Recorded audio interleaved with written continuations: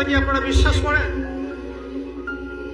এই কথা যে বিশ্বাস করে যে পৃথিবীতে সে চিরস্থায়ী নয়, চিরদিন থাকতে আসে নাই, সে কি পৃথিবীতে উদ্ধত আচরণ করতে পারে?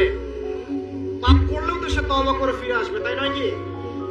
এখন মানুষের চলাফেরা দেখলে কি মনে হয় যে মানুষ মারা যাবে কখনো? আমাদের সবার সামনে মৌত অপেক্ষা করছে। এই যে আমরা এখানে যারা বসে আছি, আজকে থেকে হয়তো 50 বছর পর কেউ থাকবো, হতে পারে না? হতে পারে না? 50 বছর অনেক বেশি বলেছি আমি, দেখেন না সামনে কি হয়। 100 বছর পর এখন পৃথিবীতে যারা বেঁচে আছে, এখন 100 বছর পর এর কেউ বেঁচে থাকবে না। প্রত্যেক 100 বছরে জেনারেশন চেঞ্জ হয়ে যায়, জানেন? তো মানুষের চলাফেরা দেখলে মনে হয় মানুষ এখন মৃত্যুবরণ করবে না। মৌতের কোনো ফিকির নাই মানুষের।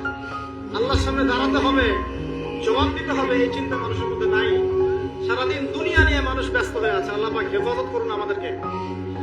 তো পরকালের ক্ষতি দেখেন, মানুষের সামনে অপেক্ষা করছে মৌত, মানুষের সামনে অপেক্ষা করছে কবর। কবর যেখানে কেউ যাবে না, আপনি আমি কেউ না, মানে কেউ কারো কবরে যাব না, কেউ কারো কবরে না।